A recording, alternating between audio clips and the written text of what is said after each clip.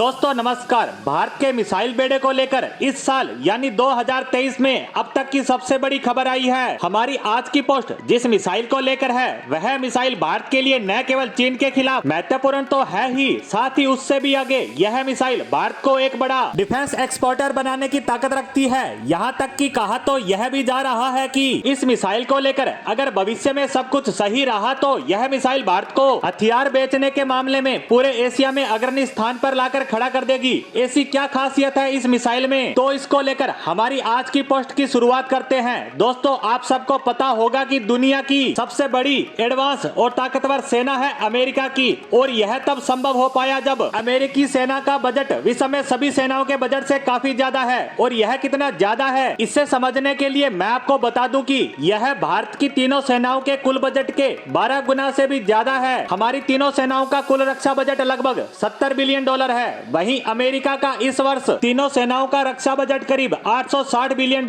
यहाँ तक कि चीन के मुकाबले भी यह 3 गुने से भी ज्यादा है। और यही कारण है कि पिछले 10 दशकों से कोई भी देश या उसकी सेना नहीं जो अमेरिका को टक्कर दे सके।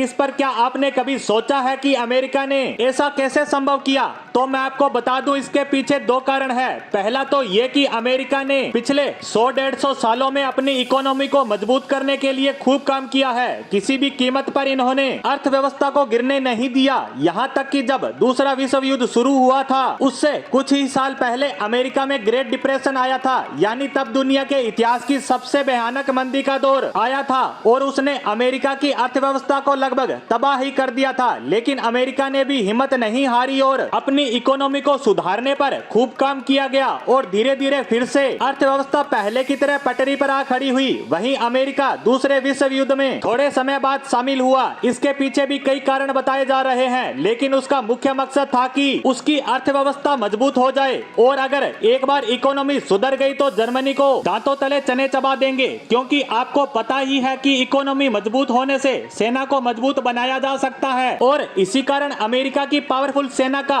एक आधार है उसकी इकोनॉमी, वह दूसरा है हथियारों का भारी मात्रा में एक्सपोर्ट। अगर आप अमेरिका का इतिहास देखेंगे तो आपको पता चल जाएगा कि वह हमेशा से ही हथियार एक्सपोर्ट के मामले में विश्व में नंबर 1 पर रहा है। और उससे जो भी पैसा इन्हें मिलता है उसका इस्तेमाल वहाँ की कंपनियां इन हथियारों को और एडवांस बनाने में करती है। अब इसी पर देर से ही सही लेकिन भारत ने गौर किया कि हमें इस लेवल पर पहुंचना है तो हमें हथियार एक्सपोर्ट करने होंगे। इसीलिए भारत पिछले 3-4 सालों से ऐसे प्रोजेक्ट पर काम कर रहा है जिसका मुख्य मकसद हथियार बेचना है। और इसमें सबसे महत्वपूर्ण थी पर्ले बैलिस्टिक मिसाइल। और अब इसी पर खबर आई है कि इसका अंतिम टेस्ट होने वाला है और इसके लिए 700 किलोमीटर लंबी एक नो टाइम वार्निंग भी जारी की गई है। हालांकि भारत ने इस मिसाइल को लेकर कोई जानकारी नहीं दी, लेकिन इस नो टाइम वार्निंग की दूरी से पता चलता है कि यह पर्ले बैलिस्टिक मिसाइल होगी और इस टेस्ट के होते ही इसे भारतीय सेना में शामिल कर लिया जाएगा, क्योंकि यह इसका अंतिम टेस्ट है। वहीं सेना में शामिल होते ही सरकार इसे एक्सपोर्ट के लिए क्लियरेंस दे देगी, क्योंकि इसे स्पेशली एक्सपोर्ट करने के मकसद से ही बनाया गया है। वहीं पर्ले की खासियत की बात करें तो यह बैलिस्टिक मिसाइल कैटेगरी में आती है और इसकी गिनती दुनिया की बेहतरीन बैलिस्टिक मिसाइलों में होती है।